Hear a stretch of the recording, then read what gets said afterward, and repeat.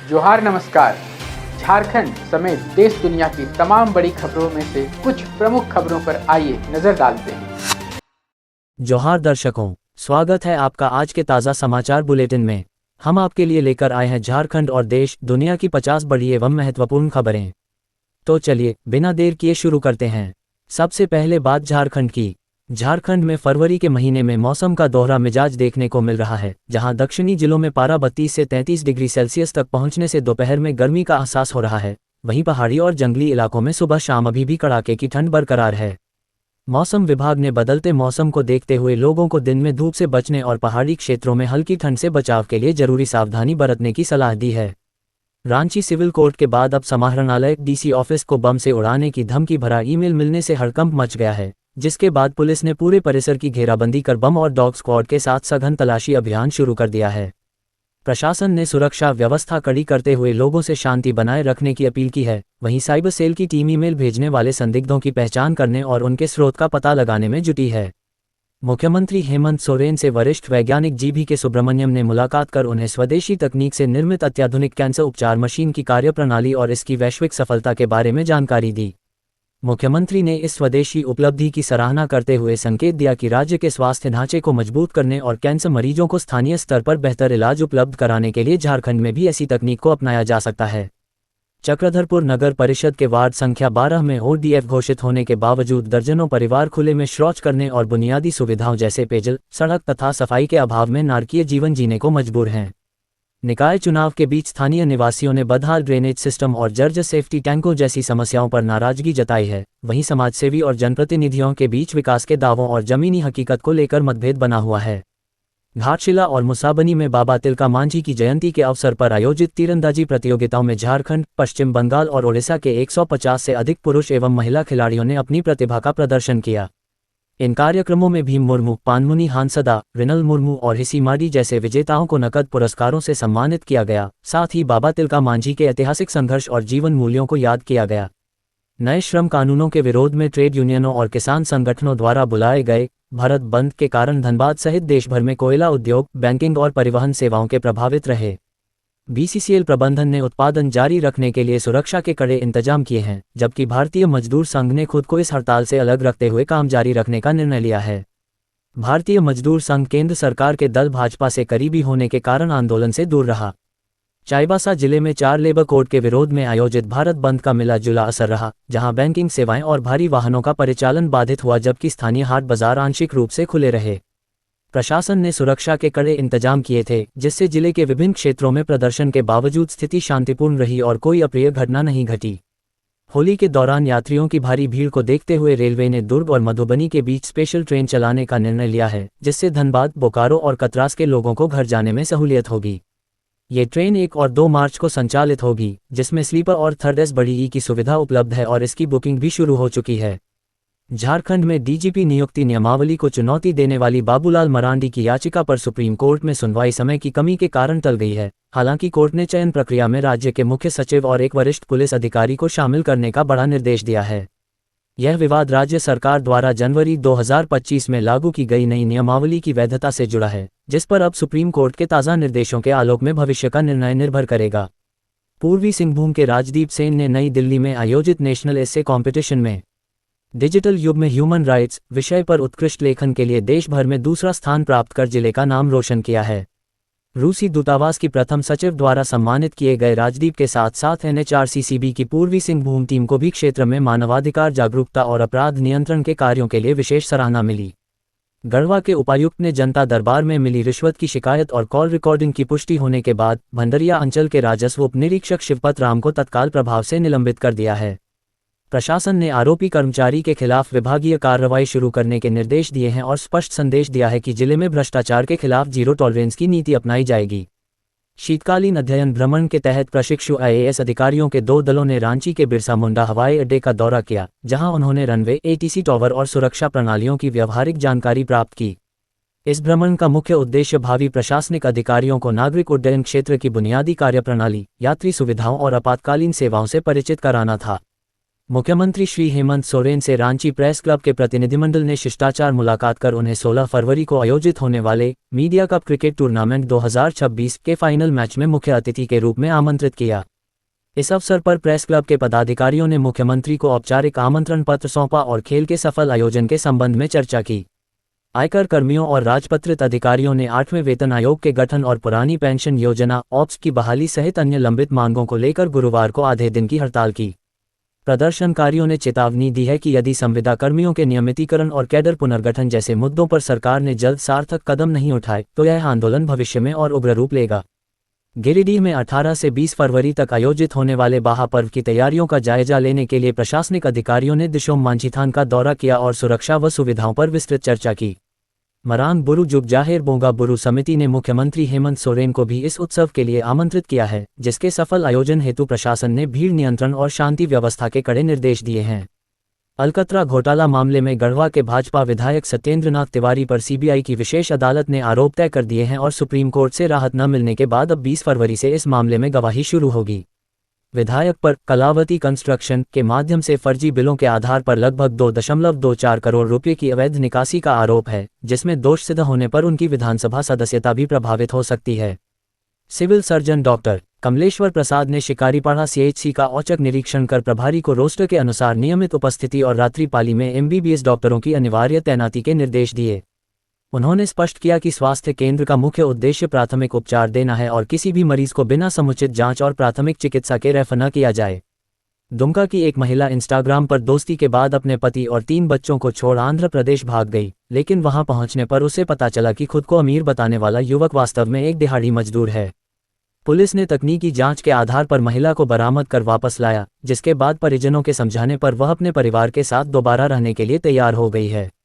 Ranchi police ने new market bus stand के पास छापेमारी कर बिहार के सासाराम से ब्राउन शुगर लेकर लौटे 2 तस्करों को गिरफ्तार किया है, जिनके पास से लगभग 12 लाख रुपए मूल्य की 61.19 ग्राम ब्राउन शुगर बरामद हुई है। पकड़े गए आरोपियों ने पूछताछ में स्वीकार किया कि वे सासाराम से खेप खरीदकर रांची में खपाने की तैयारी में थे, परंतु गुप्त सूचना के आधार पर पुलिस ने उन्हें ऑटो स्टैंड के पास ही दबोच लिया। रांची के चुटिया इलाके में थार रॉक से कुचलकर युवक की जान लेने के मामले में पुलिस ने आरोपी अतुल चड्ढा को गिरफ्तार कर लिया है, जिसे सिटी एसपी ने आपसी रंजिश के कारण किया गया मर्डर करार दिया है।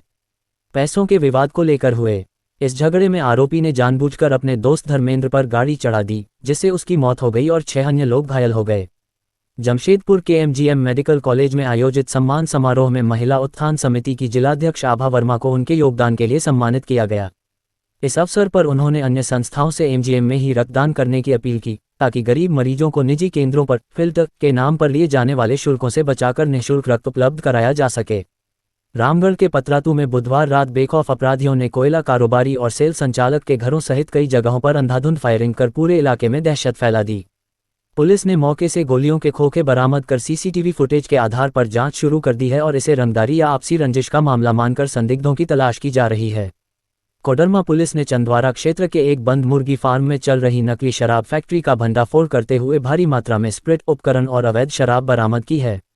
मौके से 2 आरोपियों को गिरफ्तार किया गया है, जबकि पुलिस फरार मुख्य सरगनाओं की तलाश और इस संगठित नेटवर्क के अन्य ठिकानों का पता लगाने में जुटी है।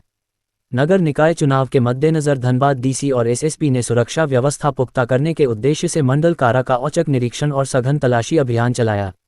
जांच के दौरान जेल परिसर से कोई आपत्तिजनक सामान नहीं मिला। हालांकि अधिकारियों ने चुनाव में किसी भी बाहरी गड़बड़ी को रोकने के लिए जेल प्रशासन को सतर्क रहने के निर्देश दिए हैं। जमशेदपुर के सोनारी में गुरुवार को बाइक सवार 2 नकाबपोश बदमाशों ने कचरा फेंककर लौट रही एक महिला के गले से झपट्टा मारकर सोने की चेन छीन ली और फरार हो गए।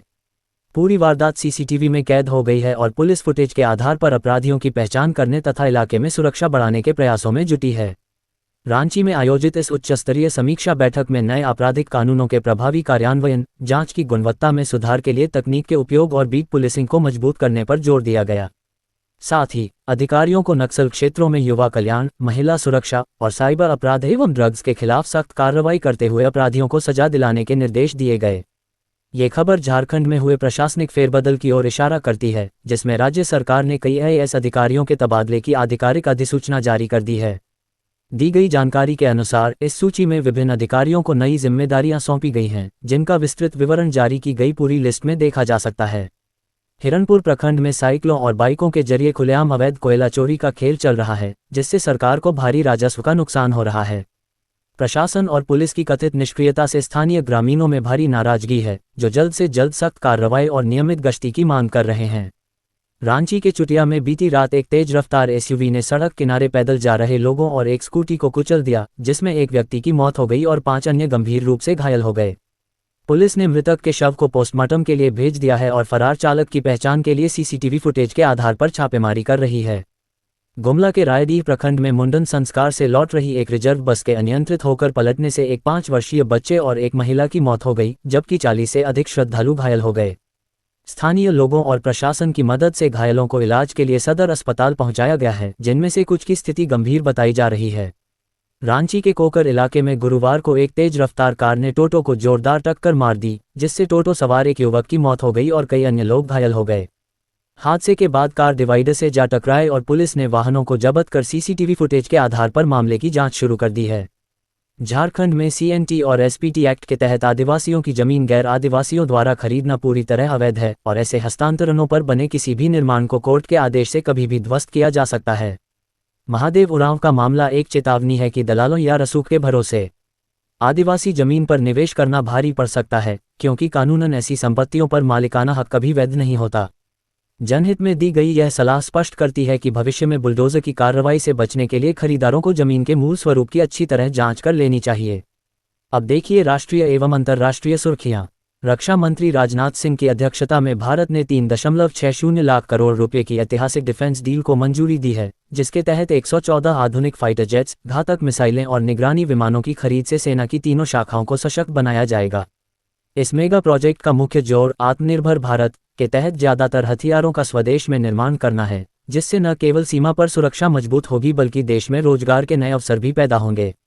9 करोड़ रुपए के चेक बाउंस मामले में दोषी करार दिए गए अभिनेता राजपाल यादव की जमानत पर सुनवाई अब 16 फरवरी तक के लिए टाल दी गई है। वर्तमान में तिहाड़ जेल में 6 महीने की सजा काट रहे अभिनेता के वकील ने कोर्ट से तैयारी के लिए समय मांगा है, जिसके बाद सोमवार को आगे की दलीलें पेश की जाएंगी। पश्चिम बंगाल की मुख्यमंत्री ममता बनर्जी ने महाराष्ट्र के पुणे में पुरुलिया के प्रवासी श्रमिक सुखेन महतो की हत्या पर गहरा दुख व्यक्त करते हुए इसे हेट क्राइम, घृणा अपराध करार दिया है। उन्होंने आरोप लगाया कि युवक को उसकी भाषाई पहचान के कारण निशाना बनाया गया और दोषियों की तत्काल गिरफ्तारी की मांग करते हुए पीड़ित परिवार को न्याय दिलाने का भरोसा दिया है। लोकसभा में नेता प्रतिपक्ष राहुल गांधी ने एक वीडियो जारी कर भारत अमेरिका ट्रेड डील को लेकर पीएम मोदी पर तीखा हमला बोला और आरोप लगाया कि इस समझौते के जरिए सरकार ने भारतीय किसानों और खाद्य सुरक्षा को अमेरिकी हितों के लिए बेच दिया है। राहुल गांधी ने दावा किया कि यह डील अडानी अंबानी जैसे कॉर्पोरेट और विदेशी ताकतों को एग्री मार्केट सौंपने की साजिश है। साथ ही उन्होंने संकल्प जताया कि वे किसानों के हक के लिए पीछे नहीं हटेंगे। पूर्णिया सांसद पप्पू यादव को पुराने और नए मामलों में कोर्ट से राहत नहीं मिली है, जिसके कारण उनकी कस्टडी बढ़ा दी गई है और अब उनकी जमानत याचिका पर शुक्रवार को सुनवाई होगी। उनके वकील का आरोप है कि जानबूझकर पुराने केस खोलकर उन्हें जेल में रखा जा रहा है, जबकि अब उन्हें रिहाई के लिए कम से कम 3 अलग अलग मामलों में बेल लेनी होगी। भारतीय रिजर्व बैंक आरबीआई ने बैंकों में मिससेलिंग रोकने के लिए नए सख्त नियम प्रस्तावित किए हैं, जिसके तहत कर्मचारियों को थर्ड पार्टी उत्पादों पर मिलने वाले इंसेंटिव और भ्रामक डिजिटल डाक पैटर्न के इस्तेमाल पर रोक लगाई जाएगी। नए प्रावधानों के अनुसार गलत तरीके से उत्पाद बेचने पर बैंकों को ग्राहक की पूरी रकम लौटानी होगी और लोन आदि के साथ बीमा जैसे उत्पादों को जबरन जोड़ना अब दंडनीय होगा। मुंबई एयरपोर्ट पर प्रसव पीड़ा से जूझ रही एक तंजानियाई महिला ने अस्पताल ले जाते समय एयरपोर्ट की एम्बुलेंस में ही एक स्वस्थ बच्ची को जन्म दिया।